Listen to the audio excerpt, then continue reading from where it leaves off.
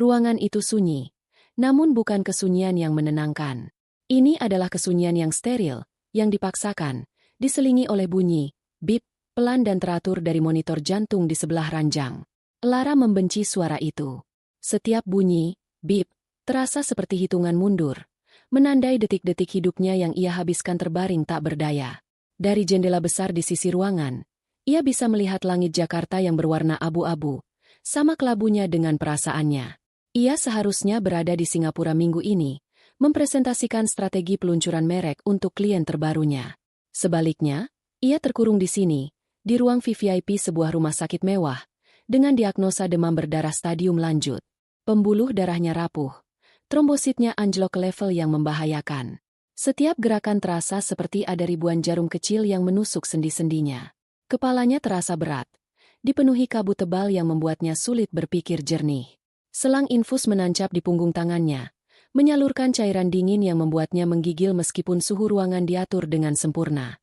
Ia merasa lemah, rapuh, dan sangat sendirian, meskipun suaminya, Baskara, duduk setia di sisinya. Baskara menggenggam tangannya yang tidak diinfus. Genggamannya hangat dan terasa menenangkan, setidaknya di permukaan.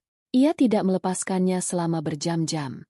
Matanya yang biasanya penuh binar jenaka, kini tampak redup oleh kekhawatiran. Ia terus-menerus membasahi bibir Lara yang kering dengan kapas basah, menyelimutinya saat ia menggigil, dan membisikkan kata-kata penenang di telinganya. Ia memainkan perannya dengan sempurna. Suami yang cemas, yang dunianya seolah akan runtuh melihat istrinya terbaring sakit. "Kamu harus kuat, sayang," bisiknya untuk kesekian kalinya. "Aku di sini. Aku tidak akan kemana-mana." Lara hanya bisa mengangguk lemah. Sebagian dari dirinya merasa bersyukur dan terharu. Inilah Baskara yang membuatnya jatuh cinta. Pria yang penuh perhatian, yang bisa membuat wanita manapun merasa menjadi pusat alam semesta. Namun, sebagian kecil dari dirinya, sebuah intuisi tajam yang selama ini membantunya sukses dalam bisnis, merasakan ada nada yang sumbang dalam orkestra keprihatinan ini. Genggaman tangan Baskara terasa sedikit terlalu erat, seolah menahan sesuatu. Tatapan matanya, jika Lara perhatikan dengan saksama di sela-sela kesadarannya yang timbul tenggelam, seringkali melesat ke arah ponselnya yang tergeletak di meja, layar menghadap ke bawah. Sore itu, setelah perawat memeriksa kondisinya dan mengganti kantung infus, Baskara menarik napas panjang. Ia membelai rambut Lara dengan gerakan yang dipenuhi keraguan. Lara bisa merasakannya. Ini adalah pendahuluan dari sebuah berita buruk. "Sayang," ia memulai, suaranya pelan. "Ada sesuatu yang harus aku sampaikan. Dan aku merasa sangat bersalah harus membicarakannya sekarang." Lara menoleh, mengumpulkan sisa tenaganya untuk fokus. "Ada apa, Mas?" Baskara menunduk, menatap tautan tangan mereka. "Kamu ingat proyek resor ramah lingkungan di Raja Ampat yang aku ceritakan? Yang melibatkan investor dari Norwegia itu?" Lara mengangguk. Tentu saja ia ingat. Ia yang pertama kali menghubungkan Baskara dengan firma arsitektur yang merancang konsepnya. Ia juga yang memberikan modal awal untuk perusahaan event organizer Baskara, memungkinkannya menangani proyek-proyek besar seperti ini. Mereka memajukan jadwal pertemuannya. Lanjut Baskara, suaranya terdengar penuh penyesalan. "Jadwalnya besok lusa, di Raja Ampat. Aku sudah mencoba menundanya. Aku sudah bilang istriku sedang sakit parah. Tapi mereka tidak bisa. Jadwal mereka sangat padat, dan ini satu-satunya kesempatan untuk mengunci pendanaan proyek ini. Kalau kesempatan ini hilang, kita akan kehilangan segalanya, sayang." Lara menatap suaminya. Penjelasannya begitu detail. Terlalu detail. Ia menyebut nama investornya, Tuan Eriksen. Ia menyebut nama resornya, Mutiara Biru. Ia menjelaskan betapa pentingnya pertemuan tatap muka di lokasi proyek untuk meyakinkan investor itu. Semua terdengar logis. Semua terdengar sangat penting. Tapi intuisi Lara menjerit. "Mengapa begitu mendadak? Mengapa harus di saat seperti ini? Kamu harus pergi." Suara Lara keluar lebih serak dari yang ia duga. Baskara mengangkat wajahnya. Matanya berkaca-kaca. Sebuah pertunjukan emosi yang sangat meyakinkan. "Aku tidak mau, Lara. Percayalah. Hatiku hancur harus meninggalkanmu dalam kondisi seperti ini. Tapi ini menyangkut masa depan kita. Masa depan perusahaan yang kita bangun bersama. Aku hanya akan pergi 3 hari. Sebentar saja. Aku janji akan menelepon setiap jam. Aku akan pastikan perawat terbaik yang menjagamu. Adikmu, Aditya, juga bisa menemanimu di sini. Ia meremas tangan Lara lebih erat. Ini semua demi kita, sayang. Setelah proyek ini berhasil, kita bisa berlibur keliling Eropa, kemanapun kamu mau. Aku janji. Janji. Baskara selalu pandai mengobrol janji. Janjinya semanis madu, tapi seringkali, Lara yang harus memastikan janji itu terwujud. Ia yang bekerja di belakang layar, memastikan keuangan perusahaan tetap sehat, memastikan koneksi bisnis tetap terjaga, sementara Baskara menjadi wajah perusahaan yang menawan. Lara memejamkan matanya. Kabut di kepalanya semakin tebal. Ia terlalu lelah untuk berdebat. Ia terlalu sakit untuk mempertanyakan detail-detail yang terasa janggal. Melawan Baskara saat ia sudah memiliki cerita yang tersusun rapi membutuhkan energi yang sangat besar, dan saat ini, ia bahkan tidak punya energi untuk mengangkat kepalanya dari bantal. Ia hanya ingin semua ini berakhir. Rasa sakit di tubuhnya, dan rasa aneh di hatinya. Pergilah, bisiknya akhirnya. Tapi hati-hati. Dan telepon aku. Wajah Baskara langsung memancarkan kelegaan yang begitu kentara, meskipun ia berusaha keras menyembunyikannya di balik topeng kesedihan. Ia mencium kening Lara dalam-dalam. Terima kasih, sayang. Terima kasih sudah mengerti.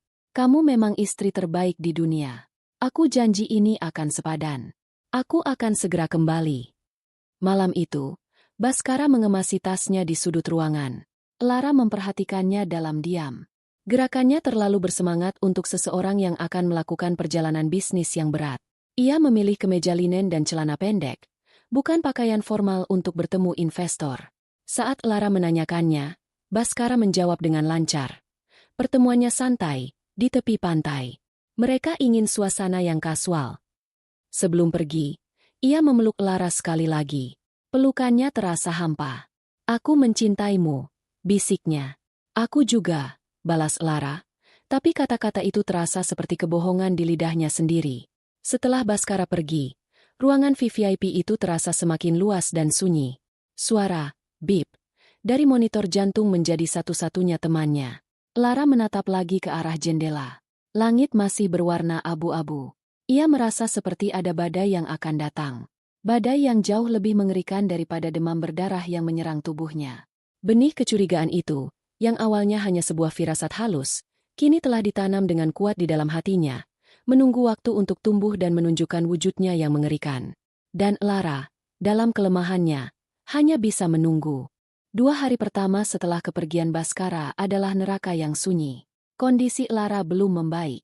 Trombositnya masih di level kritis, dan demamnya naik turun seperti gelombang pasang. Adiknya, Aditya, setia menemaninya, membacakan buku atau sekadar duduk diam di sisinya, memberikan kehadiran yang menenangkan. Namun, setiap kali Aditya keluar ruangan, kesepian kembali menerkam Lara. Ia merasa rentan, tidak hanya secara fisik, tapi juga emosional. Baskara, di sisi lain, menepati janjinya. Ia sangat rajin memberi kabar. Pesan-pesan, selamat pagi, dan selamat malam, selalu datang tepat waktu, lengkap dengan emoji hati dan cium. Ia mengirimkan foto-foto pemandangan Raja Ampat yang luar biasa indah. Air laut berwarna biru kehijauan yang jernih, pulau-pulau karst yang menjulang megah seperti katedral alam, dan pasir putih yang menyilaukan. Andai kamu di sini, sayang. Tulisnya di bawah sebuah foto matahari terbenam yang dramatis. Semua keindahan ini terasa hampa tanpamu. Setiap hari, di jam yang sama, ia akan melakukan panggilan video. Ia akan memutar kameranya, menunjukkan kepada Lara betapa indahnya tempat ia menginap. Sebuah villa di atas air, dengan balkon pribadi yang langsung menghadap ke lautan lepas. Lara akan tersenyum lemah di depan layar, berusaha terlihat baik-baik saja, sementara di dalam hatinya ada perasaan aneh yang terus menggerogoti.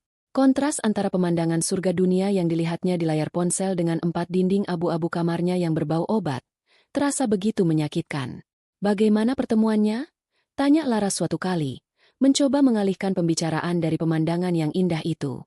Oh, berjalan lancar. Sangat lancar. Jawab Baskara dengan cepat. Tuan Eriksen sangat terkesan dengan konsep kita. Tapi dia orang yang sangat detail. Jadi kami harus membahasnya berulang-ulang. Melelahkan sekali. Tapi aku yakin ini akan berhasil. Lagi-lagi, penjelasannya terdengar seperti naskah yang sudah dihafal. Pada hari ketiga, kondisi Lara mulai menunjukkan sedikit perbaikan. Demamnya turun, dan ia bisa duduk bersandar di tempat tidur tanpa merasa pusing. Saat itulah, di sore hari yang cerah, panggilan video dari Baskara masuk. "Hai, sayang," sapa Baskara. Wajahnya tampak ceria dan segar, kulitnya sedikit lebih gelap karena terbakar matahari. "Lihat ini. Aku sedang bersantai di balkon sebelum pertemuan terakhir nanti malam. Pemandangannya luar biasa hari ini." Ia membalik kameranya. Lara melihat pemandangan yang sama seperti kemarin. Laut yang tenang, langit biru tanpa awan, dan beberapa perahu nelayan di kejauhan. Baskara menggerakkan ponselnya ke kiri dan ke kanan dengan perlahan, seolah sedang membuat video sinematik. "Indah, kan?" katanya. "Aku tidak sabar membawamu ke sini nanti." Lara tersenyum tipis. "Indah sekali, Mas." Dan saat itulah terjadi. Sebuah kesalahan sepersekian detik. Sebuah kecerobohan kecil yang akan mengubah segalanya. Saat Baskara mengarahkan kameranya ke arah pintu kaca besar yang menghubungkan balkon dengan kamar villa, terjadi sebuah pantulan. Karena cahaya matahari di luar sangat terang sementara di dalam kamar lebih redup, pintu kaca itu berfungsi seperti cermin gelap. Di cermin gelap itulah, Lara melihatnya. Sebuah bayangan. Bayangan seorang wanita. Wanita itu berdiri di dalam kamar, membelakangi pintu, menghadap ke cermin rias. Ia mengenakan bikini two-piece berwarna merah menyala. Rambutnya yang panjang dan pirang tergerai. Ia sedang mengangkat ponselnya, bibirnya dimajukan dalam pose duck face, yang khas, jelas sedang mengambil foto selfie. Lara membeku. Otaknya bekerja cepat, mencoba memproses gambar yang baru saja ia lihat. Bikini merah itu, rambut pirang itu, pose itu. Ia mengenali semuanya. Ia pernah melihatnya di suatu tempat. Instagram. Ya, di unggahan Instagram seorang model dan selebgram yang beberapa kali bekerja untuk acara yang diorganisir perusahaan Baskara. Namanya Fania. Jantung Lara terasa berhenti berdetak. Bunyi, bip, dari monitor di sebelahnya yang tadinya hanya latar belakang, kini terdengar memekakan telinga. Dunia di sekelilingnya seolah berputar dalam gerakan lambat. Di layar ponselnya, Baskara sudah membalikkan kamera ke wajahnya lagi, tersenyum tanpa menyadari apapun. "Nanti setelah pertemuan ini selesai, aku akan langsung cari tiket pulang paling awal, ya sayang. Aku sudah tidak tahan kangen sama kamu." Celotehnya. Suara Baskara terdengar jauh, seperti datang dari seberang lautan. Lara tidak bisa mendengarnya lagi. Yang bisa ia lihat hanyalah bayangan mengerikan dari bikini merah itu. Jadi ini, Tuan Eriksen. Ini, pertemuan investor, yang sangat penting. Ini alasan mengapa ia ditinggalkan sendirian saat sedang meregang nyawa. Napasnya menjadi sesak. Bukan karena penyakitnya. Ini adalah sesak yang berbeda. Sesak karena pengkhianatan yang begitu brutal, begitu kejam, yang dilakukan di saat ia berada di titik terlemah dalam hidupnya. "Sayang, Lara, kamu dengar aku?" Suara Baskara terdengar lagi, kali ini dengan nada sedikit cemas. Lara mengerjapkan matanya, memaksa dirinya kembali ke kenyataan. Ia harus mengakhiri panggilan ini. Sekarang juga, ia tidak boleh menunjukkan bahwa ia tahu. Maaf, Mas," katanya. Suaranya bergetar hebat. "Perawat datang. Mau cek tensi. Nanti aku telepon lagi." Tanpa menunggu jawaban Baskara, ia menekan tombol merah untuk mengakhiri panggilan. Ponsel itu terlepas dari genggamannya yang lemas, jatuh ke atas selimut. Ia menatap lurus ke depan, ke dinding abu-abu di hadapannya. Hening. Lalu, setetes air mata jatuh dari sudut matanya. Kemudian disusul oleh tetesan lainnya. Ia tidak terisak. Ia tidak meraung. Ia hanya menangis dalam diam.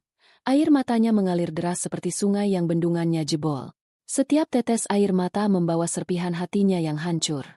Gambaran bikini merah itu terus berputar di kepalanya, tumpang tindih dengan gambar infus di tangannya, dengan wajah cemas adiknya, dengan wajah penuh kepura-puraan Baskara. Rasa sakit fisik yang ia rasakan selama berhari-hari tidak ada apa-apanya dibandingkan dengan rasa sakit ini. Ini adalah rasa sakit yang menggerogoti jiwa. Ia merasa bodoh, naif, dan terhina. Ia merasa seperti lelucon terbesar di dunia. Sementara ia berjuang antara hidup dan mati, suaminya, pria yang ia percayai dengan seluruh hidupnya, sedang bercinta di surga tropis bersama wanita lain.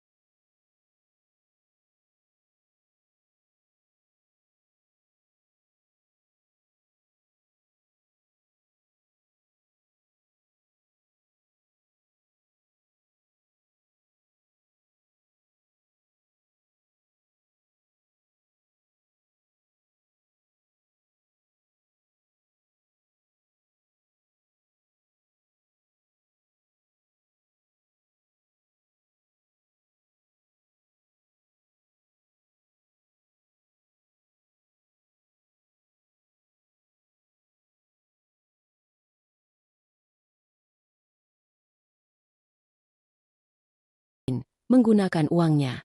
Ia menangis sampai matanya bengkak dan tenggorokannya kering. Ia menangis sampai tidak ada lagi air mata yang tersisa. Dan di dasar kehancuran itu, saat ia merasa tidak ada lagi yang tersisa dari dirinya, sesuatu yang lain mulai muncul.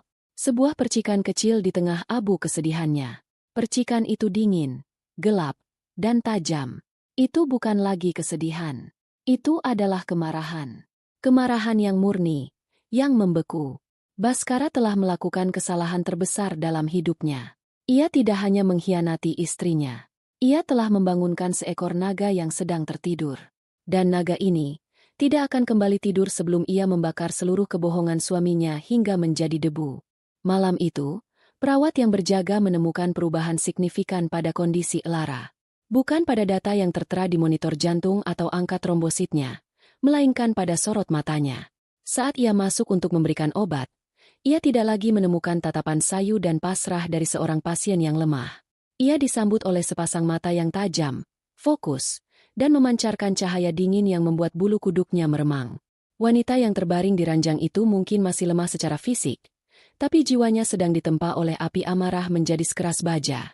Air mata Lara sudah kering. Yang tersisa hanyalah endapan garam yang perih di pipinya dan sebuah kejernihan pikiran yang menakutkan. Semua kabut di kepalanya seolah sirna, digantikan oleh fokus yang setajam pisau bedah.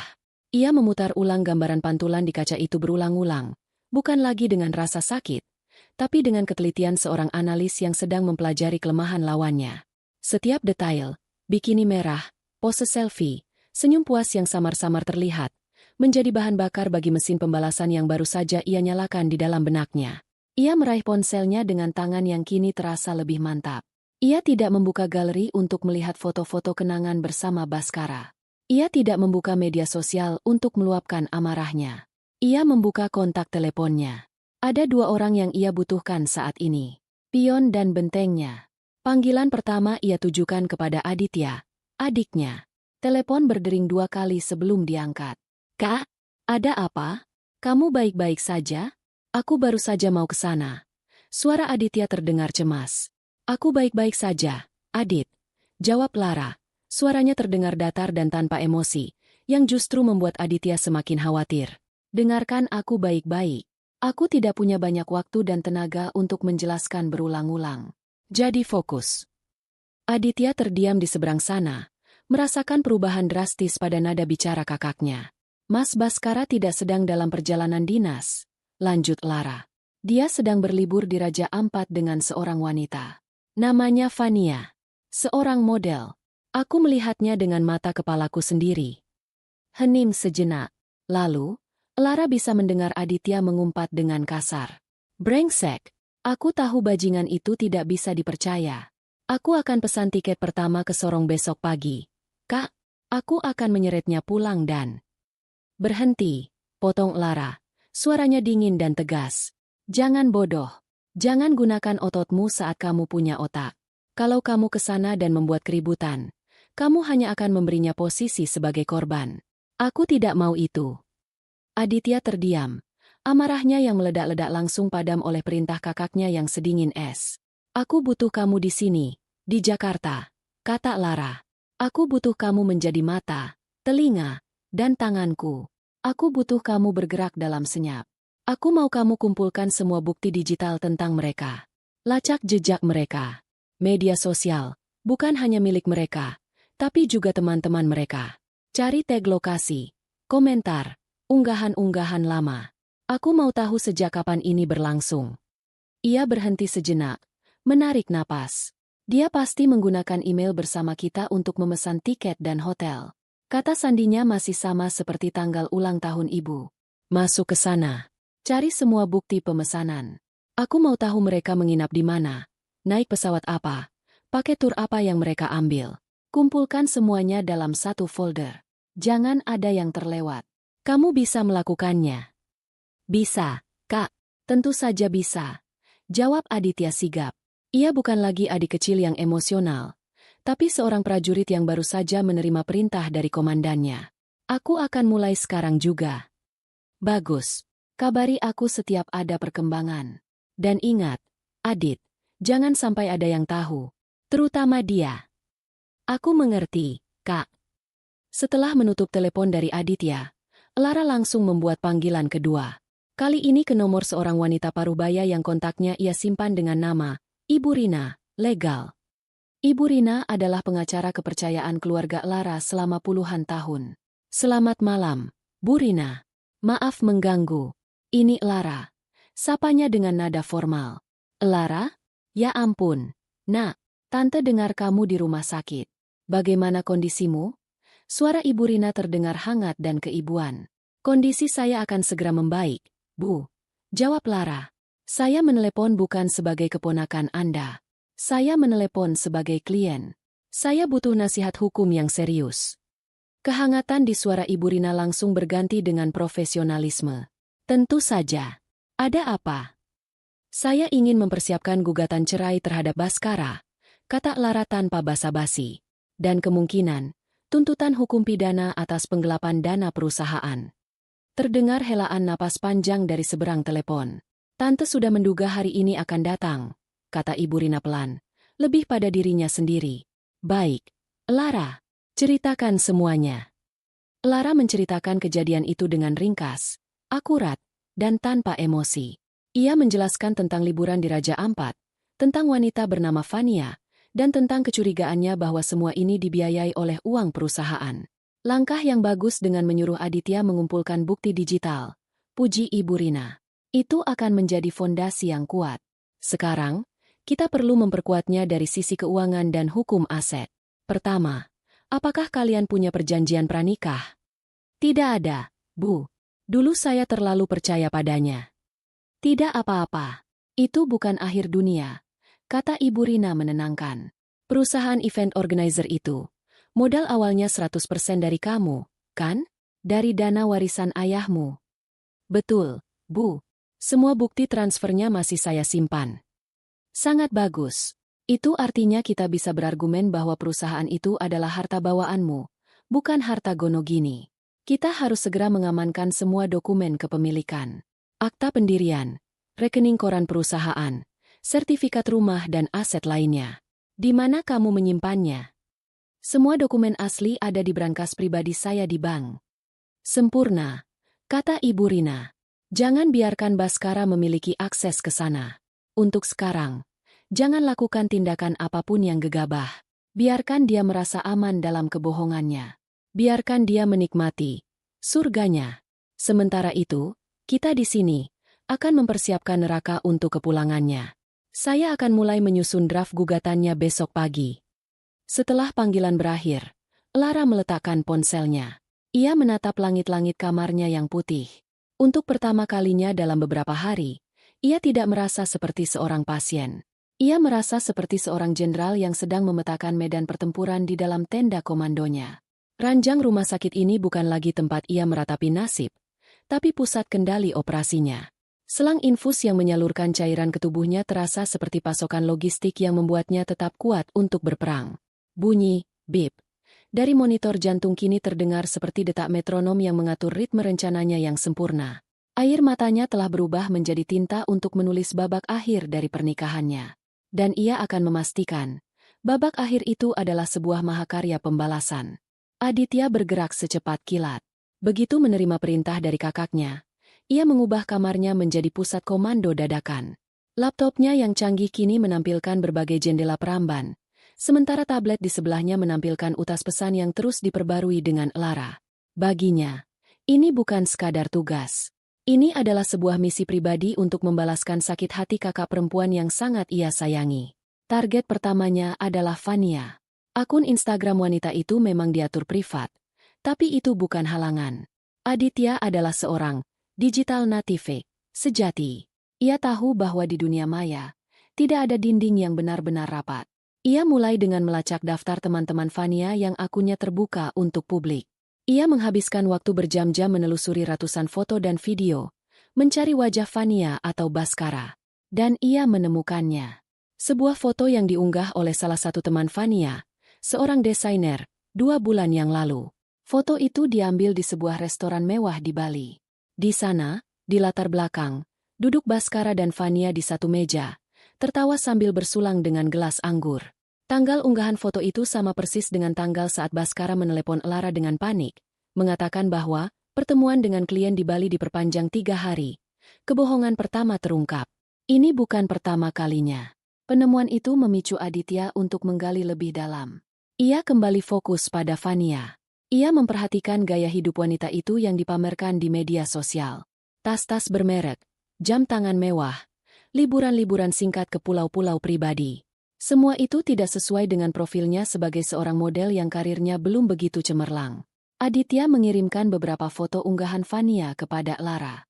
"Kak, jam tangan ini, sepertinya aku pernah lihat di katalog yang Mas Baskara tunjukkan padamu," tulis Aditya. Pesan balasan dari Lara datang beberapa menit kemudian. Singkat dan dingin. "Ya, dia membelinya pakai kartu kreditku 3 bulan lalu." Laporannya tertulis sebagai hadiah korporat untuk klien penting. Potongan-potongan puzzle mulai menyatu, membentuk sebuah gambar pengkhianatan yang jauh lebih besar dan sistematis dari yang Lara bayangkan. Langkah selanjutnya adalah membobol sarang mereka. Aditya memasukkan kata sandi ke dalam akun email bersama itu. Berhasil. Email itu seperti kotak Pandora yang terbuka. Isinya adalah bukti-bukti yang tak terbantahkan. Ada email konfirmasi pemesanan dari sebuah resor paling mewah dan terpencil di Raja Ampat. Paket yang dipesan bukan paket biasa, melainkan romantik getawai Pakage, yang mencakup villa pribadi di atas air, makan malam diterangi cahaya lilin di pantai, dan sesi spa untuk pasangan. Nama yang tertera di pemesanan adalah Bapak dan Ibu Baskara. Amarah mendidih di dalam diri Aditya. Ia mengambil tangkapan layar dari semua bukti itu dan langsung mengirimkannya ke Lara. Di rumah sakit, Lara menatap layar ponselnya. Tangannya terkepal erat hingga buku-buku jarinya memutih. Ibu Baskara. Wanita itu berani menggunakan namanya. Penghinaan ini tidak akan ia lupakan. Tidak berhenti di situ. Aditya terus menggulir. Ia menemukan puluhan email konfirmasi dari berbagai situs belanja daring. Barang-barang yang dibeli sangat pribadi, gaun-gaun mahal, sepatu hak tinggi, bahkan beberapa set lingerie sutra. Yang membuatnya curiga adalah alamat pengirimannya. Bukan alamat rumah mereka, melainkan alamat sebuah apartemen servis premium di pusat bisnis Jakarta. Aditya langsung melakukan pencarian berdasarkan alamat itu. Ia menemukan bahwa apartemen itu disewa atas nama Baskara. Ini adalah sarang rahasia mereka. Tempat mereka bertemu selama ini, tepat di bawah hidung Lara. Sementara Aditya sibuk membongkar kebusukan mereka di dunia maya, Lara memulai operasinya di dunia nyata. Berbekal nasihat dari Ibu Rina, ia menghubungi Pak Tirta, kepala bagian keuangan di perusahaan Baskara. Pak Tirta adalah orang kepercayaan Lara, seorang pria tua jujur yang sudah bekerja padanya bahkan sebelum Baskara masuk ke dalam hidupnya. "Selamat siang, Pak Tirta. Maaf mengganggu. Saya butuh bantuan rahasia dari Bapak," kata Lara melalui telepon. Suaranya sengaja dibuat terdengar lemah. "Siang, Bu Lara. Apapun untuk Ibu. Bagaimana kondisi Ibu?" "Masih dalam pemulihan, Pak. Begini, ada tawaran merger yang sangat potensial masuk. Tapi sebelum lanjut, investor meminta due diligence yang ketat. Saya butuh Bapak menarik semua data laporan pengeluaran direksi, terutama yang menggunakan kartu kredit perusahaan atas nama Pak Baskara, selama setahun terakhir. Saya butuh rinciannya, tanpa ada yang tahu. Ini sangat rahasia. Alasan itu terdengar profesional dan tidak mencurigakan. Pak Tirta, yang sebenarnya sudah lama menaruh curiga pada gaya hidup Baskara yang tidak sesuai dengan gaji direkturnya, langsung menyanggupi. Dalam 2 hari, Pak Tirta mengirimkan sebuah file terenkripsi ke email pribadi Lara. Isinya adalah sebuah laporan keuangan yang mengerikan. Tagihan-tagihan makan malam di restoran mewah pada hari kerja yang selalu di atas 5 juta rupiah. Tagihan hotel di akhir pekan dengan alasan survei lokasi acara. Dan yang paling parah, puluhan faktur dari vendor-vendor event organizer yang terdengar asing. Pak Tirta memberikan catatan kecil. Bu, beberapa vendor ini sepertinya fiktif. Alamatnya tidak ada dan rekening banknya atas nama perorangan. Lara membuka folder yang dikirimkan oleh Aditya, membandingkannya dengan laporan dari Pak Tirta. Semuanya cocok. Tanggal makan malam mewah Baskara sama dengan tanggal Fania mengunggah foto makanan di restoran yang sama. Tanggal tagihan hotel di Bandung sama dengan tanggal Fania dan teman-temannya mengunggah stories liburan di sana. Dan uang yang ditransfer ke vendor-vendor fiktif itu, kemungkinan besar masuk ke kantong pribadi mereka. Malam itu, Lara menatap semua bukti yang terkumpul di layar tabletnya. Diagram pengkhianatan itu kini terpampang jelas di hadapannya. Ini bukan sekadar perselingkuhan yang didasari oleh nafsu. Ini adalah sebuah operasi parasit. Baskara dan Fania telah menggerogoti hasil kerja kerasnya, darah dan keringatnya, untuk membiayai gaya hidup mewah mereka. Ia bersandar di bantalnya. Tubuhnya mungkin masih membutuhkan infus, tapi pikirannya sudah sepenuhnya pulih. Bahkan lebih kuat dari sebelumnya. Ia tidak lagi melihat dirinya sebagai korban. Ia adalah seorang ahli strategi yang baru saja selesai mengumpulkan semua data intelijen yang ia butuhkan. Arsenalnya sudah lengkap. Setiap foto, setiap tagihan, setiap faktur palsu adalah sebutir peluru. Dan ia sudah siap untuk melepaskan tembakan pertamanya. Baskara dan Fania mungkin sedang menikmati surga mereka. Mereka tidak tahu bahwa di sebuah kamar rumah sakit yang sunyi, neraka sedang dirancang khusus untuk menyambut kepulangan mereka. Pagi itu, ada secercah harapan di ruang VVIP yang selama ini muram. Dokter yang memeriksa Lara tersenyum untuk pertama kalinya. Trombosit ibu menunjukkan tren naik, katanya sambil menunjuk angka di hasil lab terbaru. Ini pertanda sangat baik. Krisisnya sudah lewat. Sekarang kita fokus pada pemulihan. Tetap istirahat total, ya. Berita itu seperti suntikan adrenalin bagi Lara. Krisis di tubuhnya mungkin sudah lewat, tapi krisis dalam hidupnya baru akan ia mulai. Energi yang selama ini ia gunakan untuk melawan penyakit, kini bisa ia alihkan sepenuhnya untuk menjalankan rencananya. Ia tidak mau menunggu lagi. Hari ini adalah harinya. Ia akan melancarkan serangan pertamanya, tepat saat Baskara dan Fania sedang berada di puncak kenyamanan mereka, di surga tropis mereka yang palsu. Ia mengambil tabletnya, membuka folder berisi bukti-bukti yang dikirimkan Aditya. Ia menatap sebuah foto. Foto Fania yang sedang berpose di tepi kolam renang pribadi di villa mereka, mengenakan bikini merah yang sama. Keterangan fotonya, Living the Dream. Lara tersenyum dingin. Ia akan memastikan mimpi itu berubah menjadi mimpi buruk. Panggilan telepon pertamanya ia tujukan ke layanan perbankan prioritas. Ia sengaja melakukannya di jam makan siang, saat ia tahu lalu lintas panggilan sedang sibuk, sehingga ia punya cukup waktu untuk membangun ceritanya. Setelah melalui verifikasi data diri yang ia jawab dengan lancar dan tenang, ia mulai beraksi. Selamat siang, Mbak. Sapanya dengan suara yang sengaja dibuat sedikit panik dan lemah. Saya Lara, nasabah Anda. Saya sedang dirawat di rumah sakit, dan sepertinya dompet saya baru saja hilang atau dicuri dari kamar saya. Saya sangat khawatir. Petugas di seberang sana langsung merespons dengan nada prihatin. Baik, Ibu Lara, kami turut prihatin. Apa saja yang ada di dalam dompet Ibu? Kartu kredit utama saya, yang platinum itu. Beberapa kartu debit juga, jawab Lara. Dan yang paling membuat saya cemas, saya punya beberapa kartu kredit tambahan yang dipegang oleh suami saya, Bapak Baskara. Beliau sedang ada perjalanan bisnis di luar kota. Saya takut sekali jika informasi dari kartu saya yang hilang ini disalahgunakan untuk mengakses kartu-kartu tambahan tersebut. Saya tidak mau ambil risiko. Ia berhenti sejenak, membiarkan petugas ban mencerna kekhawatirannya yang terdengar sangat logis.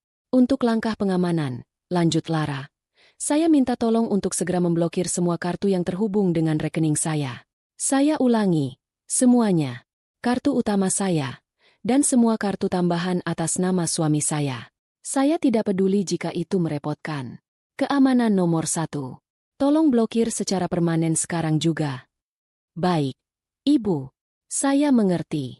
Akan kami proses segera, kata petugas itu. Lara menunggu di telepon, mendengarkan suara ketikan keyboard di seberang sana.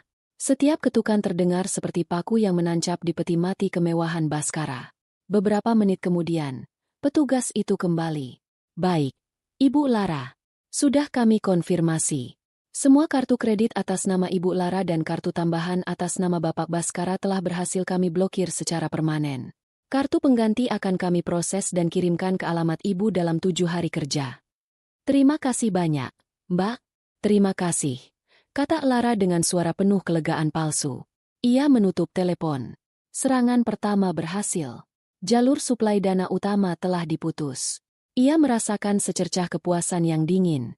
Ia membayangkan Baskara dan Fania, mungkin saat ini sedang bersiap untuk makan siang mewah atau memesan paket tur menyelam yang mahal. Mereka tidak tahu bahwa kartu plastik di dompet mereka kini tidak lebih berharga dari sepotong sampah. Tapi Lara belum selesai. Ia tahu Baskara cukup licik untuk mencari jalan lain.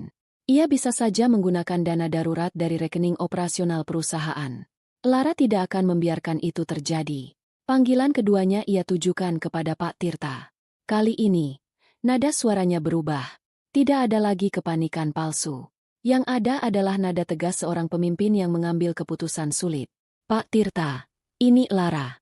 Saya harap Bapak tidak keberatan saya langsung ke intinya. Katanya, tentu, Bu. Silahkan. Berdasarkan temuan dari data yang Bapak kirimkan, saya melihat ada banyak sekali kejanggalan yang sangat serius. Ini tidak bisa ditolerir, kata Lara. Demi mengamankan aset perusahaan dari potensi kerugian yang lebih besar, saya sebagai pemilik modal dan direktur utama, memutuskan untuk mengambil langkah darurat. Ia berhenti sejenak, memastikan setiap katanya memiliki bobot yang maksimal. Terhitung sejak detik ini, saya mencabut seluruh wewenang dan kuasa Bapak Baskara untuk melakukan segala bentuk transaksi keuangan atas nama perusahaan. Ini termasuk akses perbankan daring, penggunaan dana tunai operasional, dan fasilitas perusahaan lainnya. Tolong segera proses pembekuan aksesnya dengan pihak bank. Saya akan kirimkan surat kuasa resminya melalui email. Pak Tirta di seberang sana terdiam sejenak, terkejut oleh ketegasan dan kecepatan keputusan itu. Baik, Bu. Akan saya laksanakan segera. Terima kasih, Pak. Saya percaya pada Bapak, kata Lara, lalu menutup telepon. Kini, semua jalur telah ditutup. Baskara benar-benar terisolasi secara finansial. Lara bersandar di bantalnya. Perangkapnya telah terpasang sempurna. Ia tahu karakter suaminya. Baskara tidak akan langsung panik. Ia akan merasa kesal, mengira ini hanya kesalahan teknis. Ia akan mencoba lagi, di tempat lain. Lalu, saat semua kartunya ditolak, kekesalan itu akan berubah menjadi kebingungan, kemudian kepanikan. Dan benar saja, 3 jam kemudian, ponsel Lara bergetar. Nama, suamiku, terpampang di layar. Lara membiarkannya berdering beberapa saat sebelum mengangkatnya, mempersiapkan dirinya untuk memainkan peran sebagai istri yang sakit dan tidak tahu apa-apa. Halo, Mas? Sapanya dengan suara lemah. Sayang. Akhirnya diangkat juga. Ini ada masalah gila. Suara Baskara terdengar panik dan sangat kesal. Kartu kreditku ditolak semua. Dari tadi aku coba di restoran, terus di tempat penyewaan alat selam. Semuanya ditolak. Ini memalukan sekali. Ada apa sih dengan bank kita? Lara diam sejenak, lalu menjawab dengan nada bingung. Hah? Ditolak? Masa sih? Aku nggak tahu apa-apa, Mas. Dari tadi aku tidur saja. Coba kamu telepon call centernya sekarang juga. Tanyakan ada apa. Aku nggak bisa hubungi dari sini. Sinyalnya jelek untuk telepon biasa. Desak Baskara. Sekarang, Mas? Lara sengaja membuat suaranya terdengar semakin lemah. Aku nggak kuat, Mas. Kepalaku pusing sekali. Perawat baru saja kasih aku obat penurun panas dosis tinggi. Rasanya ngantuk sekali. Mataku berat. Ia menguap dengan meyakinkan. Mungkin. Mungkin kamu coba pakai kartu debitmu dulu? Atau pakai uang tunai?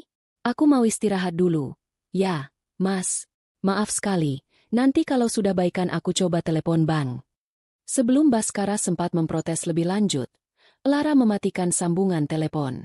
Ia kemudian mengaktifkan mode, "Jangan ganggu," di ponselnya. Ia tidak akan menerima panggilan lagi hari ini.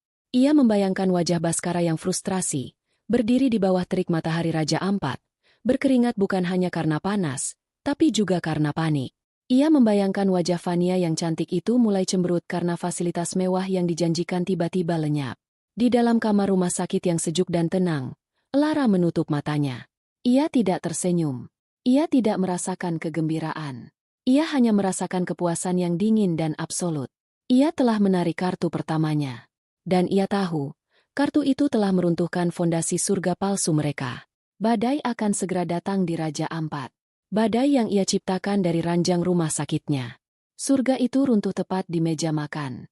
Baskara dan Fania sedang duduk di salah satu restoran terbaik di resor itu. Sebuah tempat dengan dek kayu yang menjorok ke laut, diterangi oleh obor-obor bambu yang romantis.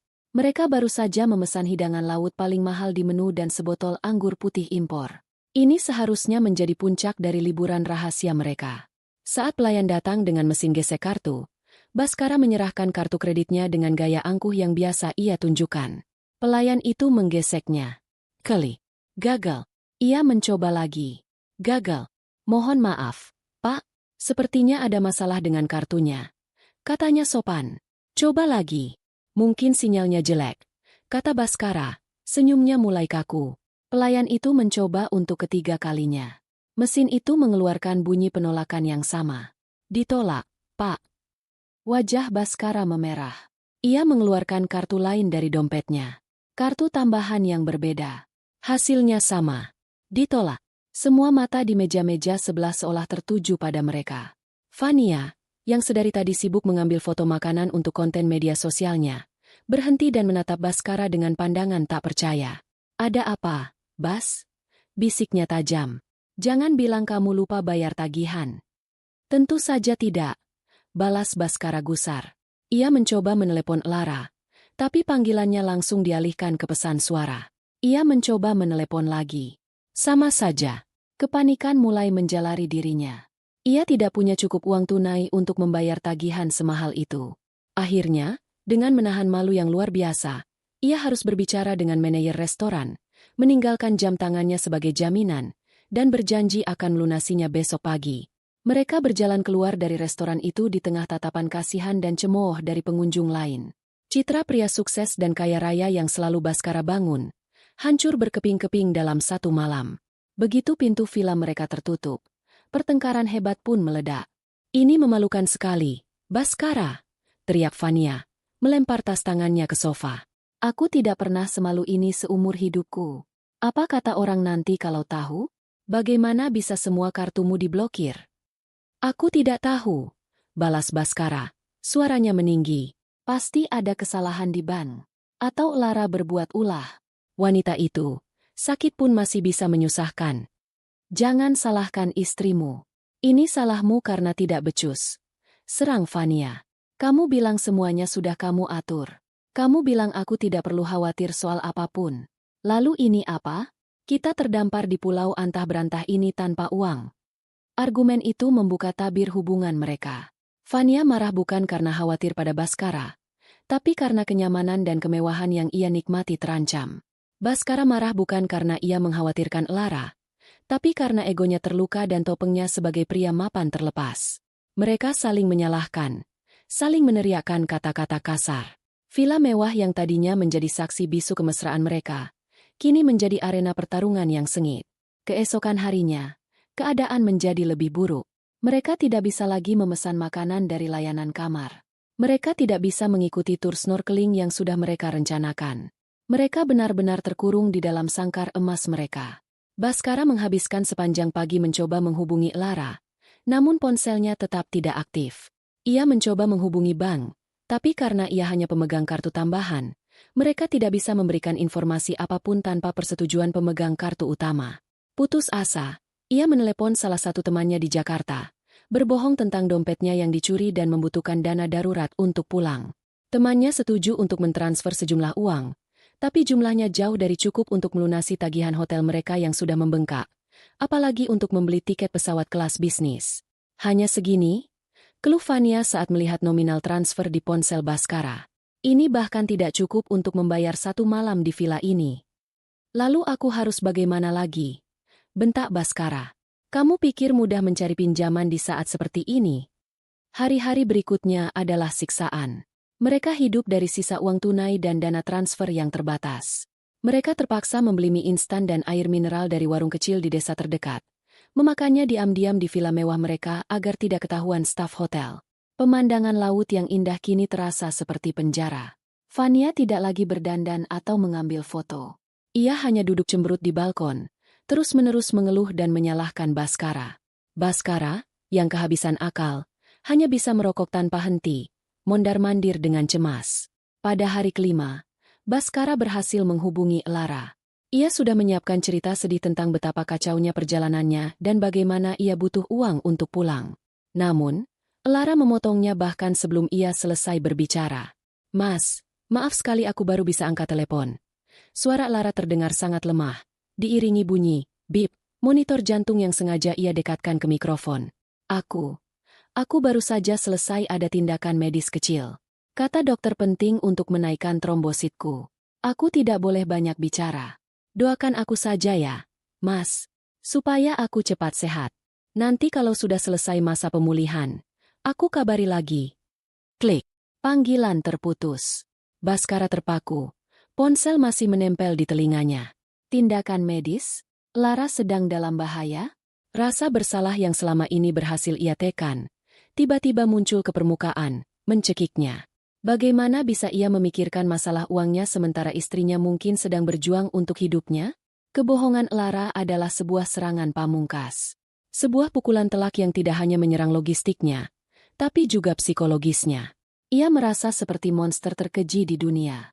Akhirnya, setelah perdebatan sengit dengan pihak hotel dan membayar sebagian tagihan dengan sisa uang mereka diizinkan untuk check out, dengan catatan sisa tagihan akan terus ditagihkan. Mereka meninggalkan resor mewah itu dengan perasaan terhina. Surga mereka telah resmi berakhir. Mereka menyewa ojek untuk membawa mereka ke sebuah penginapan murah di Waisai, tempat para backpacker biasa menginap. Saat duduk di atas motor, melewati jalanan berdebu, Fania menatap punggung Baskara dengan tatapan dingin. Pria di hadapannya ini bukan lagi pangeran kaya raya yang ia dambakan. Ia hanyalah seorang pecundang yang bangkrut. Badai yang diciptakan Elara tidak hanya menghancurkan liburan mereka, tapi juga mulai meretakkan fondasi hubungan palsu mereka. Perjalanan pulang dari Raja Ampat adalah kebalikan dari perjalanan datang mereka. Tidak ada lagi antusiasme, tidak ada lagi tawa manja. Mereka duduk di kelas ekonomi yang sesak, terjepit di antara penumpang lain. Baskara mendapatkan kursi di tengah, sementara Fania sengaja memilih kursi di dekat jendela, memalingkan wajahnya selama hampir seluruh penerbangan, seolah pemandangan awan lebih menarik daripada pria di sebelahnya. Keheningan di antara mereka lebih bising daripada deru mesin pesawat. Keheningan itu dipenuhi oleh kekecewaan, tuduhan yang tak terucap, dan kepahitan. Fania merasa telah ditipu. Pria yang menjanjikannya dunia, yang memamerkan kemewahan tanpa batas, ternyata hanyalah seorang pria yang bergantung pada kartu kredit istrinya. Ia merasa seperti seorang investor yang baru saja menyadari bahwa perusahaan tempat ia menanamkan modal ternyata adalah skema Ponzi. Seluruh waktu dan usahanya untuk merayu dan mempertahankan Baskara terasa sia-sia. Ia sudah mulai menghitung kerugiannya dan merencanakan strategi keluar. Baskara, di sisi lain, merasa terhina dan putus asa. Egonya sebagai seorang pria, sebagai seorang provider, telah dihancurkan. Ia tidak hanya gagal memberikan kemewahan pada Fania, ia bahkan gagal membawa mereka pulang dengan layak. Pikirannya terus berputar, mencoba menyusun sebuah narasi yang masuk akal untuk diceritakan kepada Lara. Ia akan bilang dompetnya dicuri, lengkap dengan semua kartu dan uang tunai. Ia akan bilang perjalanan bisnisnya kacau. Ia akan memainkan peran sebagai korban, memancing simpati dari Lara. Ia masih percaya, dengan pesona dan kemampuan manipulasinya, ia bisa memperbaiki situasi ini. Ia hanya perlu sampai di rumah, kembali ke wilayah kekuasaannya, dan semuanya akan baik-baik saja. Setibanya di Jakarta, Ketegangan di antara mereka mencapai puncaknya. Di area pengambilan bagasi, mereka berdiri berjauhan. Saat koper-koper mereka muncul, tidak ada lagi sikap gentleman dari Bhaskara yang membantu mengangkat koper Vania. Mereka berjalan keluar dari terminal kedatangan seperti dua orang asing. "Aku butuh uang untuk taksi," kata Vania ketus, tanpa menatap Bhaskara. Bhaskara merogoh sisa uangnya yang sudah lecek, memberikan beberapa lembar ratusan ribu. "Ini saja tidak cukup untuk pulang," tanya Vania sinis. "Itu sisa uangku satu-satunya," desis Bhaskara. Vania merebut uang itu, memanggil taksi, dan memasukkan kopernya sendiri. Sebelum masuk ke mobil, ia menoleh ke arah Bhaskara. "Jangan hubungi aku lagi," katanya dingin. Lalu pintu taksi tertutup, dan mobil itu melaju, membawa serta sisa-sisa perselingkuhan mereka yang berakhir dengan begitu menyedihkan. Sendirian di tengah hiruk-pikuk bandara, Bhaskara merasa sedikit lega. Setidaknya satu masalah sudah hilang. Kini ia hanya perlu fokus pada masalah utamanya, Lara. Ia menaiki taksi lain, memberikan alamat rumahnya. Sepanjang perjalanan, ia terus berlatih. Ia akan memasang wajah paling lelah dan paling cemas. Ia akan menceritakan kisah fiktifnya tentang pencurian dan betapa khawatirnya ia pada kondisi Lara. Ia akan memeluk Lara, memohon maaf karena tidak bisa segera pulang. Ya, itu adalah rencana yang bagus. Lara, dengan hatinya yang lembut, pasti akan luluh. Saat taksi memasuki kompleks perumahan mereka yang mewah dan asri, Bhaskara merasakan kepercayaan dirinya kembali. Ini adalah dunianya. Rumah-rumah besar, mobil-mobil mahal, jalanan yang bersih. Ia adalah bagian dari semua ini. Ia adalah raja di istananya. Namun, saat taksi itu berhenti tepat di depan gerbang rumahnya, pemandangan yang menyambutnya membuat jantungnya berhenti berdetak. Di sana, di luar gerbang, tergeletak dua buah kopernya. Koper-koper mahal yang sama yang ia tinggalkan di rumah sebelum berangkat. Koper itu diletakkan dengan rapi di samping sebuah pot tanaman palem besar. Seolah-olah itu adalah barang antaran yang salah alamat. Rasa dingin yang aneh mulai merayapi punggungnya. Ia membayar ongkos taksi dengan terburu-buru, turun dari mobil, dan mendekati gerbang. Ia mengeluarkan kuncinya dari saku. Saat ia mencoba memasukkannya ke lubang kunci, kunci itu tidak bisa masuk. Ia menunduk dan melihat sesuatu yang membuat darahnya seolah membeku. Sebuah gembok baru yang besar dan berkilauan terpasang di sana. Gembok yang belum pernah ia lihat seumur hidupnya. Ia terkunci di luar rumahnya sendiri. "Lara!" teriaknya. Tangannya menggedor-gedor gerbang besi yang kokoh itu. "Lara, buka pintunya. Aku pulang." Tidak ada jawaban. Rumah besar itu tampak sunyi dan gelap. Meskipun matahari sore masih bersinar terang, lampu-lampu taman yang biasanya otomatis menyala, kini padam. "Lara, ini tidak lucu," teriaknya lagi. Kepanikan mulai menjalari suaranya. Ia mencoba menelepon Lara. Panggilannya langsung masuk ke pesan suara. Ia diblokir. Amarahnya meledak. Ia menendang gerbang itu dengan frustrasi. Saat itulah matanya menangkap sesuatu yang menempel di pilar pintu utama di balik gerbang. Sebuah amplop coklat berukuran A4. Namanya, Bhaskara Prawira. Tertulis di atasnya dengan huruf kapital yang dicetak rapi dan dingin. Dengan tangan gemetar, ia meraih amplop itu dari sela-sela jeruji gerbang. Ia merobeknya dengan tidak sabar. Isinya bukan surat tulisan tangan dari Lara. Isinya adalah beberapa lembar kertas dengan kop surat sebuah firma hukum ternama. Ia mulai membaca. Matanya bergerak cepat dari satu baris ke baris berikutnya. Setiap kalimat terasa seperti pukulan telak ke ulu hatinya. Halaman pertama, surat pemberitahuan resmi pengajuan gugatan cerai di pengadilan agama, dengan alasan perselingkuhan dan penelantaran istri dalam keadaan sakit, pasal 19 huruf F Peraturan Pemerintah No. 9 Tahun 1975. Halaman kedua, salinan surat perintah perlindungan sementara. Sebuah perintah hukum yang melarangnya untuk mendekati, menghubungi, atau memasuki properti yang terdaftar atas nama Lara Anindita, termasuk rumah yang kini berdiri megah di hadapannya. Pelanggaran atas perintah ini akan berakibat tuntutan pidana. Halaman ketiga, surat pemberitahuan dari Dewan Direksi Perusahaan, Citra Pesona Kreasi. Memberitahukan bahwa posisinya sebagai Direktur Operasional telah dinonaktifkan untuk sementara waktu, sambil menunggu hasil audit internal atas dugaan penyalahgunaan dan penggelapan dana perusahaan. Semua fasilitas perusahaan, termasuk akses perbankan, dicabut dengan segera. Baskara merasa lututnya lemas. Ia merosot, bersandar pada gerbang yang dingin itu. Kertas-kertas di tangannya bergetar hebat. Ini tidak mungkin. Bagaimana Lara bisa bergerak secepat ini? Sekejam ini, istri yang ia kenal adalah wanita yang lembut, pemaaf, dan sedikit naif. Wanita yang menyusun rencana ini adalah seseorang yang sama sekali berbeda. Seseorang yang dingin, penuh perhitungan, dan tanpa ampun. Ia menatap rumah di hadapannya. Rumah yang selama ini ia anggap sebagai simbol kesuksesannya, istananya. Kini rumah itu terasa seperti benteng musuh yang tak bisa ia tembus. Ia bukan lagi raja. Ia hanyalah seorang penyusup yang diusir. Ia tidak punya rumah, tidak punya pekerjaan, dan akan segera menghadapi pertempuran hukum yang ia tahu tidak akan bisa ia menangkan. Kepulangannya yang seharusnya menjadi momen untuk kembali memegang kendali, justru menjadi momen di mana ia menyadari bahwa ia telah kehilangan segalanya. Permainan telah berakhir, dan ia bahkan tidak sadar kapan ia mulai kalah. Seminggu setelah hari yang menghancurkan itu adalah minggu terpanjang dalam hidup Baskara. Ia hidup nomaden, berpindah dari satu hotel melati ke hotel melati lainnya, berusaha menghemat sisa uangnya yang menipis dengan cepat.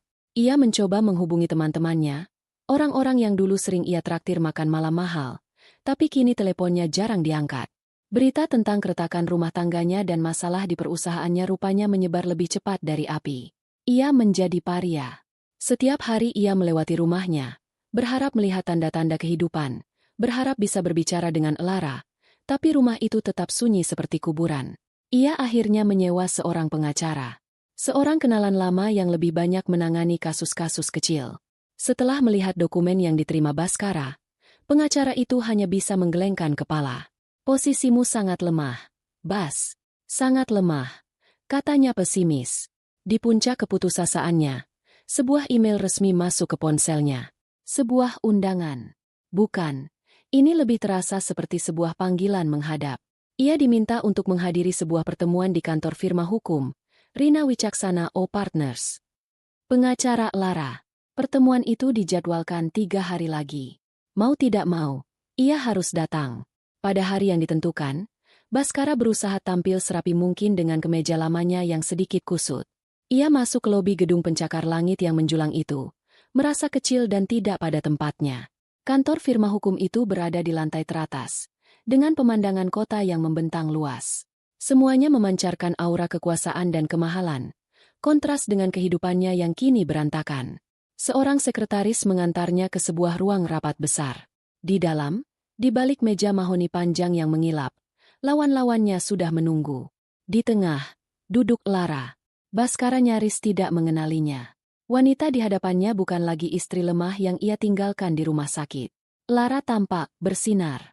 Ia sehat, segar, dan rambutnya ditata dengan sempurna. Ia mengenakan sebuah blazer berwarna navy yang tajam, memancarkan aura kepercayaan diri yang mutlak. Matanya menatap lurus ke arah Baskara. Tatapannya tenang, dingin, dan sama sekali tidak terbaca. Di sebelah kanannya duduk Ibu Rina, pengacara senior dengan wajah tegas. Di sebelah kirinya, duduk Aditya, menatap Baskara dengan kebencian yang nyaris tidak disembunyikan. Baskara duduk di kursi kosong di seberang mereka, di samping pengacaranya yang tampak gugup. Papan catur telah tertata, dan ia tahu, ia berada di pihak yang akan kalah. Ia mencoba memulai dengan strategi andalannya, pesona dan manipulasi. Lara, sayang. Ia memulai, suaranya dibuat serak dan penuh penyesalan. Aku tahu aku salah. Aku bisa jelaskan semuanya. Ini semua hanya salah paham. Ibu Rina mengangkat tangannya, menghentikan kalimat Baskara. Selamat pagi, Bapak Baskara, katanya dengan nada formal yang dingin. Mohon maaf, kita di sini bukan untuk mendengarkan drama personal. Kita di sini untuk mendiskusikan fakta dan mencari resolusi yang efisien. Klien kami tidak tertarik dengan penjelasan Anda. Rasa panas menjalar di wajah Baskara. Ia dipermalukan bahkan sebelum memulai. Baiklah, kata Ibu Rina, membuka sebuah map tebal di hadapannya. Mari kita mulai. Aditya menekan sebuah tombol di laptopnya, dan proyektor di ruangan itu menyala, menampilkan sebuah gambar di dinding putih. Gambar pertama adalah foto Baskara dan Fania yang sedang bersulang di Bali, yang diambil dari unggahan teman Fania. Tanggalnya tertera dengan jelas. Ini adalah perjalanan dinas Anda ke Bali 3 bulan yang lalu, bukan? Tanya Ibu Rina. Layar berganti. Kini menampilkan salinan tagihan kartu kredit Lara. Dan ini adalah tagihan makan malam di restoran yang sama, pada tanggal yang sama, yang Anda klaim sebagai jamuan makan malam dengan klien. Lanjutnya, Baskara hanya bisa diam. Wajahnya mulai pucat. Layar terus berganti, menampilkan rentetan bukti yang menghantamnya bertubi-tubi. Foto Fania mengenakan jam tangan mahal, disandingkan dengan tagihan pembelian jam tangan itu yang diklaim sebagai hadiah akhir tahun untuk mitra bisnis. Email konfirmasi pemesanan, romantik getawai Pakage, di Raja Ampat.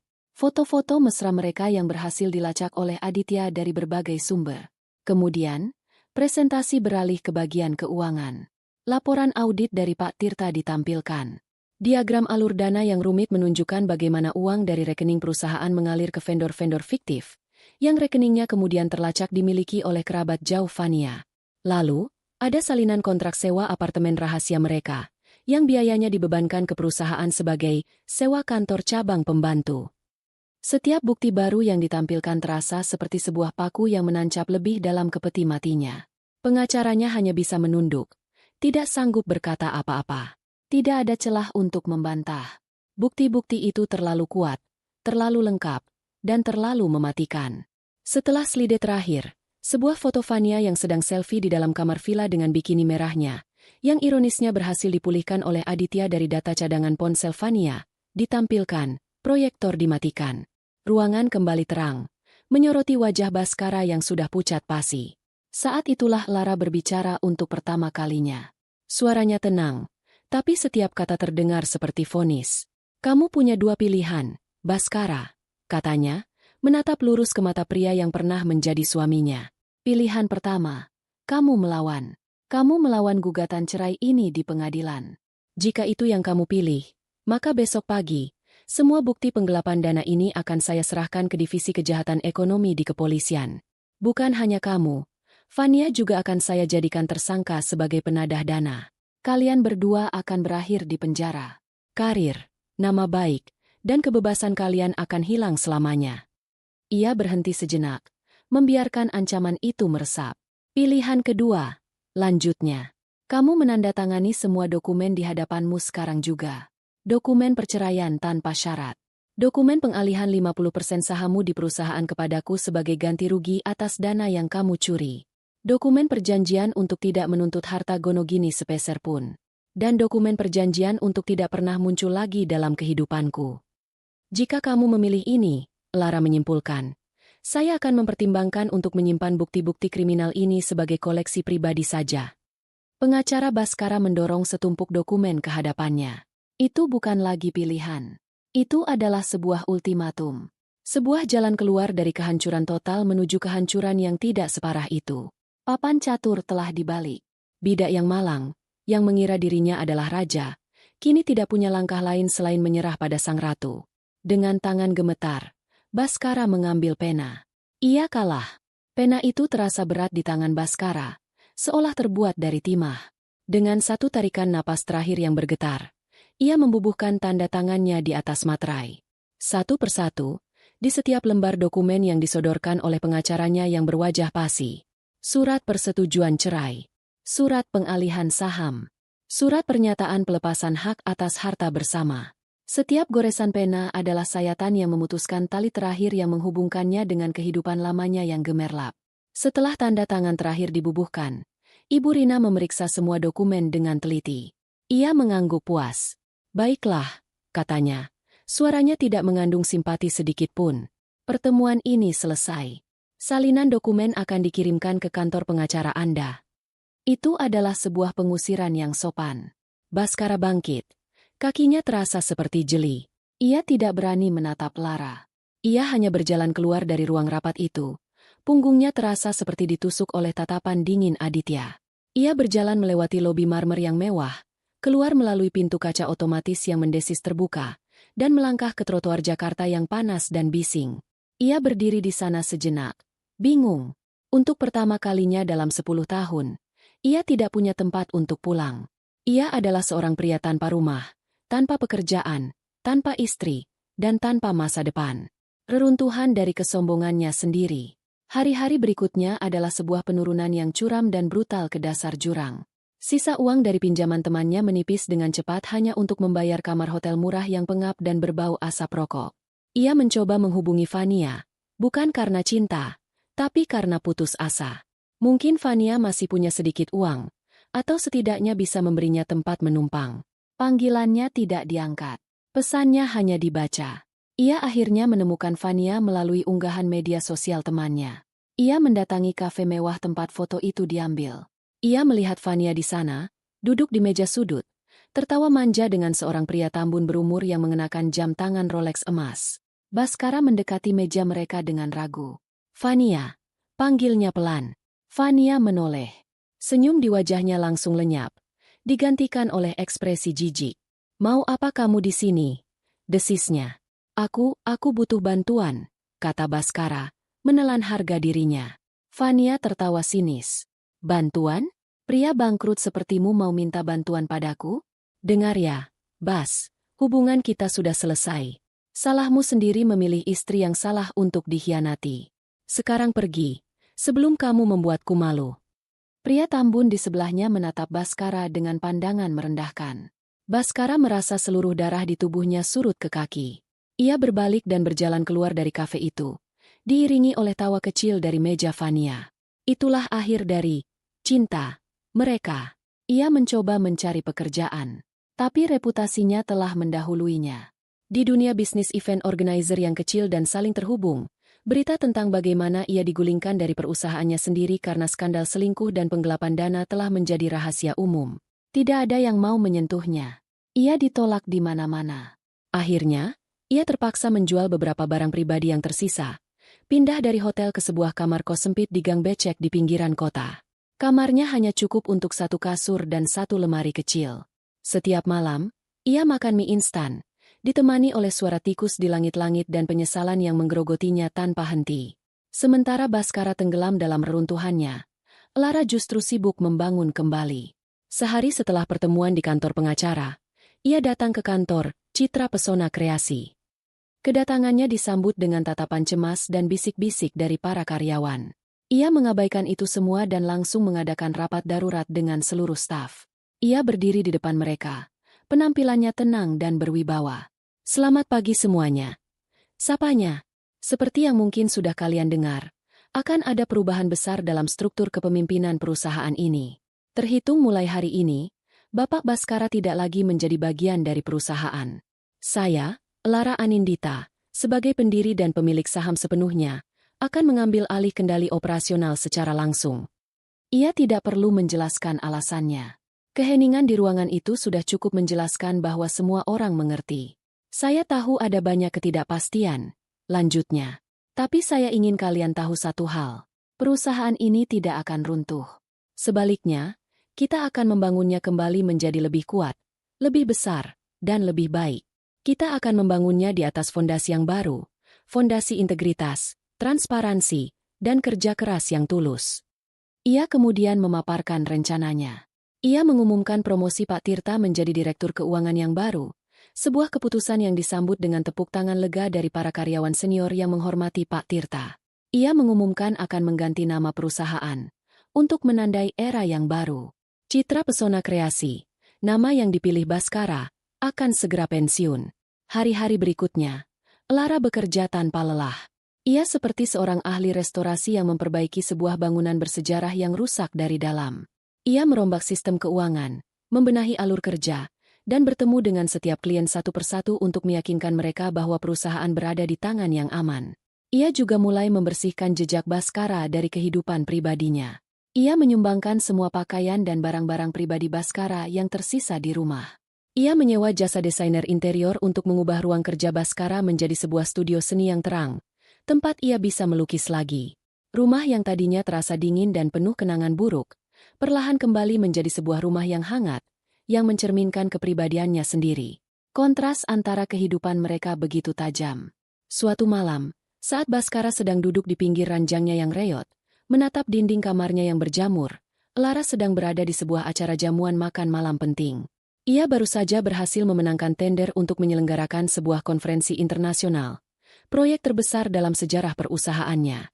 Ia tampak anggun dalam balutan gaun malam, bersulang dengan para klien penting, senyumnya tulus dan penuh percaya diri. Di waktu yang lain, saat Baskara sedang mengantre untuk membeli nasi warteg dengan sisa uang terakhirnya, sebuah majalah bisnis terkemuka baru saja merilis artikel utama mereka. Di sampulnya, terpampang foto Lara dengan judul besar, Sang Ratu Mengambil Kembali Tahtanya, kisah inspiratif Lara Anindita dalam revolusi bisnisnya. Artikel itu memujinya sebagai ikon kepemimpinan wanita yang tangguh dan visioner. Reruntuhan itu kini memiliki pemilik yang jelas. Baskara terkubur di bawah puing-puing kesombongan, kebohongan, dan pengkhianatannya.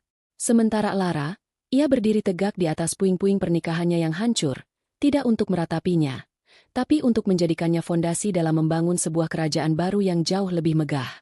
Kerajaan yang ia bangun sendiri, untuk dirinya sendiri. 1 tahun berlalu. Waktu, seperti air, mengalir tanpa henti, mengikis kenangan pahit dan menumbuhkan kehidupan baru di atas tanah yang tadinya tandus. Bagi Lara, 1 tahun itu adalah periode transformasi yang luar biasa. Malam itu, ia berdiri di atas panggung sebuah ballroom hotel yang gemerlap. Ia mengenakan gaun berwarna perak yang berkilauan di bawah sorotan lampu, memegang sebuah piala kristal yang berat di tangannya.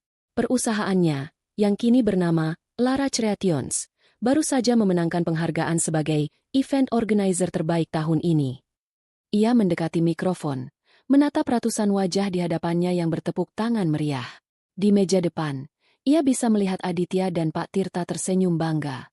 Terima kasih, ia memulai. Suaranya jernih dan penuh rasa syukur. Setahun yang lalu, perusahaan ini berada di titik terendahnya. Ada banyak yang meragukan apakah kami bisa bertahan.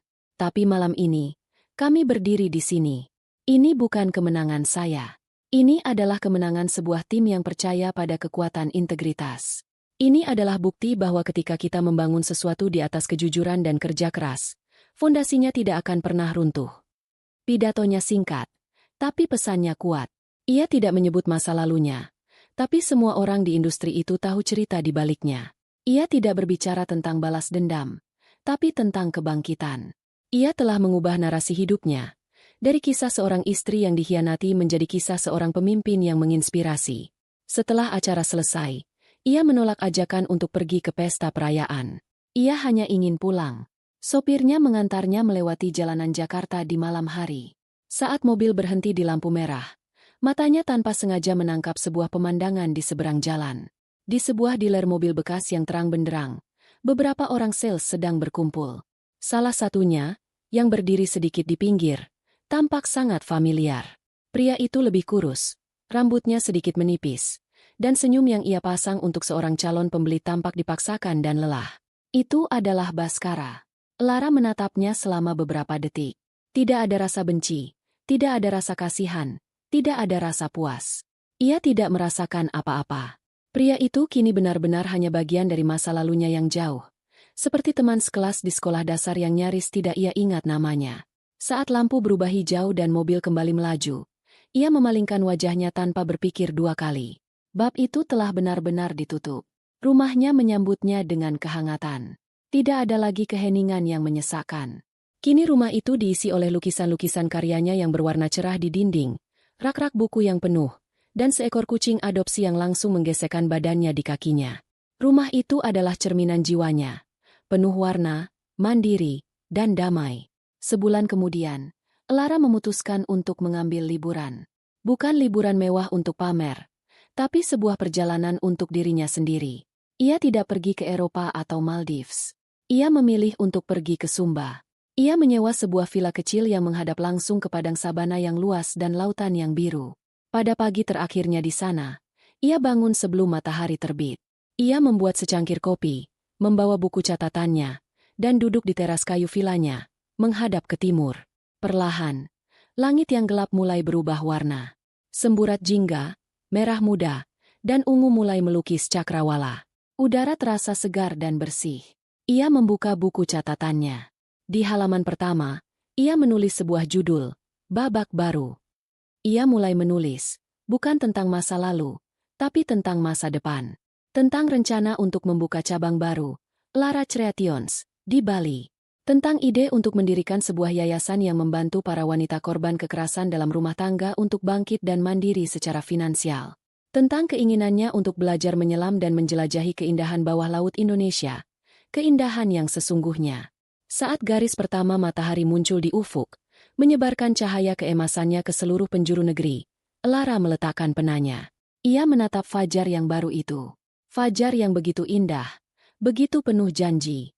Ia teringat pada foto-foto surga palsu yang pernah dikirimkan Baskara kepadanya. Pemandangan di hadapannya saat ini jauh lebih indah. Bukan karena lokasinya,